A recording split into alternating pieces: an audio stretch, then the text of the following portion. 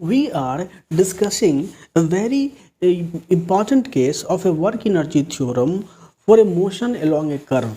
हमने जाना कि जब आप स्ट्रेट लाइन मोशन में हैं और आपका फोर्स कांस्टेंट है या फिर आपका फोर्स वैरी कर रहा है स्ट्रेट लाइन मोशंस में पोजीशन के हिसाब से, तो वहाँ उस कंडीशंस में भी आपका वर्क एनर्जी थ्योरम वैलिड होता है। लेकिन अगर आप सपोज करिए कि एक कर्व पाथ को फॉलो कर रहे हैं, जैसा आप यहाँ देख रहे हैं, इस कर्व पाथ को फॉलो करने के दौरान आपका फोर्स भी वेरिएबल होगा, ठीक है, फोर्स भी वेरी कर सकता है। और आप देख रहे हैं कि जो डिस्प्लेसमेंट हो रहा है, डिस्प्लेसमेंट भी वेक्टर भी वेरी कर रहा है, ठीक है, क्योंकि डिस्प्लेसमेंट आप देखिए तो मतलब हर इंस्टेंट पर डिस्प्लेसमेंट का डायरेक्शन मान लीजिए यहाँ से यहाँ अलग है, यहाँ से यहाँ डिस्प्लेसमेंट का डायरेक्शन जो है तो आपको अलग अलग दिखेगा जो है। तो ऐसे केसेस में भी क्या वर्क एनर्जी थ्योरम वैलिड होगा? इसको प्रूफ करने के लिए हमारे पास एक बहुत ही मतलब इजी सा प्रोसेस है, और वो ये है कि हम लोग क्या करते हैं कि इस कर्व को we divide the curve between these point into many infinitesimal vector displacement. आप देख रहे हैं ये पूरा के पूरे कर्व को मैंने रेड कलर के वेक्टर से रिप्रेजेंट कर रखा है, एंड दिस इनफाइनेटेसिमल वेक्टर डिस्प्लेसमेंट क्या है? ये डीएल लेंथ का है, जो भी है ये डीएल लेंथ का वेक्टर है, ठीक है। और अगर आप देखें तो ईच डिस्प्लेसमेंट वेक्टर जो है DL is tangent to the path at its position. Natural है कि जो भी डिस्प्लेसमेंट हो रहा है डीएल का, जैसे मान लीजिए यहाँ पे डीएल डिस्प्लेसमेंट हुआ, तो ये सब जितने भी डिस्प्लेसमेंट आप देख रहे हैं डीएल का, वो क्या है? तो पाथ के अलोंग टेंजेंट है एट इट्स ऑन पोजीशन। अपने पोजीशंस पे ये जो डिस्प्लेसमेंट वेक्टर है वो अपने पाथ के अलोंग टेंजेंट है। अब सपोज करिए कि किसी भी आर्बिट्री सेगमेंट में डिस्प्लेसमेंट इंटरवल में अगर सपोज करिए कि फोर्स जो है सो F लग रहा है, force F is acting like this, ठीक है। So let F be the force at A typical point along a path. किसी भी पॉइंट पे मान लीजिए F फोर्स एक्ट कर रहा है, और let the angle between let phi be the angle between the force and DL at this instant. मतलब ये जो एंगल बन रहा है वो फाई का बन रहा है। तो अगर आपसे पूछा जाए कि incremental work done then small element of the work D W, suppose करिए कि केवल हम इस ड्यूरेशन को कंसीडर करूं, ये जो है इस डिस्प्लेसमेंट को देखूं, तो इस डिस्प्लेसमेंट में अगर आप देखिए तो क्या है कि जो small element of the work D W done on the particle during the displacement में बी रिटन एज, कि इसमें जो आपका स्मॉल एलिमेंट ऑफ वर्क हुआ वो क्या हुआ? तो D W is equal to आप लिख सकते हो फोर्स एफ और डॉट डिस्प्लेसमेंट डीएल। यही फार्मूला है आपके वर्क का। अब अगर आप गौर से देखो तो आप इसको ऐसे भी लिख सकते हो कि एफ कॉस थीटा और यहाँ पे डीएल, और एफ कॉस थीटा क्या है? तो tangential component of the force along the displacement. हम इसको ऐसे भी रिप्रेजेंट कर सकते हैं एफ पैरेलल और इनटू डीएल। ये क्या बताता है एफ पैरेलल? ये बताता है tangential component of force, tangential component of force बताता है, ठीक है। ये बताता है टेंजेंशियल कंपोनेंट ऑफ फोर्स बताता है, ठीक है। तो अब चलिए अगर आपसे पूछा जाए कि टोटल वर्क डन कितना हुआ, तो सिंपली हम क्या करेंगे? इसको इंटीग्रेट कर देंगे। मतलब अगर वर्क डन जब निकालने के लिए बोले टोटल वर्क डन, तो इंटीग्रल ऑफ डी डब्ल्यू, ठीक है, डी डब्ल्यू। और अगर आप लिमिट, ये क्या होगा? पॉइंट P1 से P2 और वेक्टर F डॉट DL। तो ये जो आपका फॉर्मूला है total work done along the curve path, ये एक्चुअली में क्या कहलाता है? ये कहलाता है लाइन इंटीग्रल कहलाता है।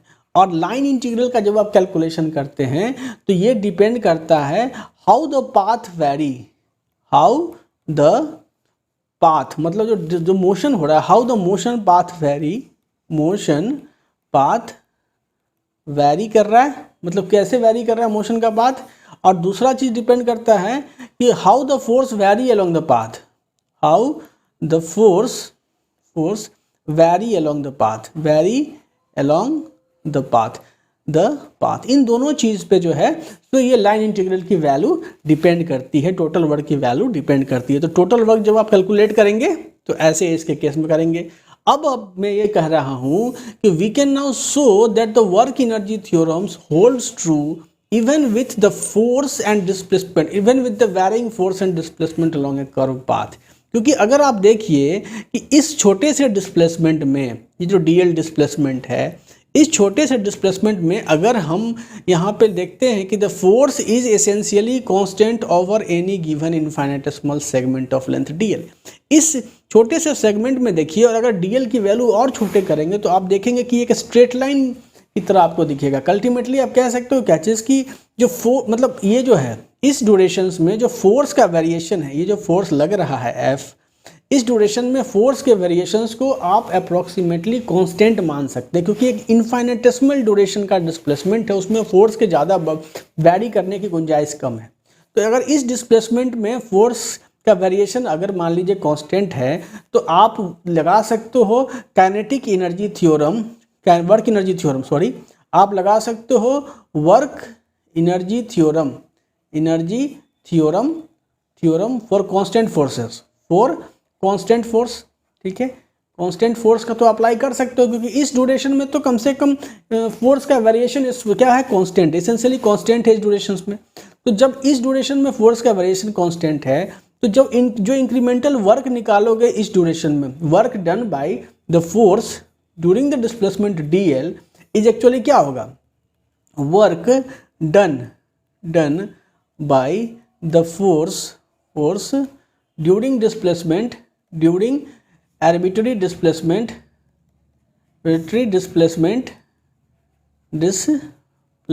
डीएल क्या होगा। तो ये बेसिकली क्या है, एफ वेक्टर एफ पैरेलल और इनटू यहाँ पे डीएल, यही ना होगा, ये डी डब्ल्यू वर्क हुआ।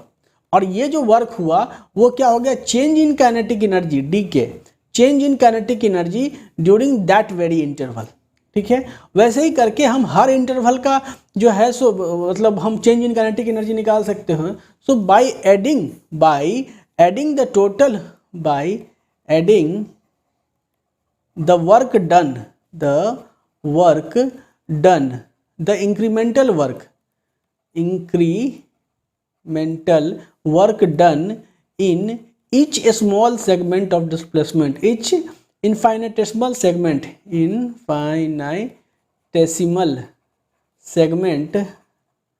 of displacement, we can find the total work done, find the total work done which is equal to the change in which is equal to the total change in kinetic energy, total change in kinetic energy। तो ultimately आपने देखा कि work energy theorem यहाँ पे आपका तीनों situations में vary है। जब फोर्स कांस्टेंट है तब भी वैरी कर, मतलब तब भी आपका जो है सो ये वैलिड है। अगर फोर्स वैरी कर रहा है along the direction of displacement, एक सिंगल डायरेक्शन में, तब भी जो है सो आपका ये क्या है तो एप्लीकेबल है। और अगर फोर्स और डिस्प्लेसमेंट दोनों वैरी कर रहा है तब भी एप्लीकेबल है। So you can say that ये जो वर्क एनर्जी थ्योरम है, this is valid, this is true in general, no matter what is path, what the path is, and no matter what the character of force is। character of force का मतलब है कि किस तरह का force, जैसे conservative, non conservative, चूंकि अभी हमने बताया नहीं है, लेकिन किसी भी तरह का फोर्स हो, चाहे वो फ्रिक्शंस हो, चाहे वो ऐसा फोर्स हो जिसका वेरिएशन आपको पता नहीं है लेकिन आपको पता है कि वर्क डन के दौरान वो अप्लाई हो रहा है, तो किसी भी तरह का फोर्स हो, आप वर्क एनर्जी थ्योरम आंख बंद करके लगाएंगे और प्रॉब्लम को सॉल्व करेंगे। और हम लोग अपने नेक्स्ट लेक्चर में इतने सारे प्रॉब्लम सॉल्व करेंगे that we will be totally confident about the kinetic work energy theorem. Thank you.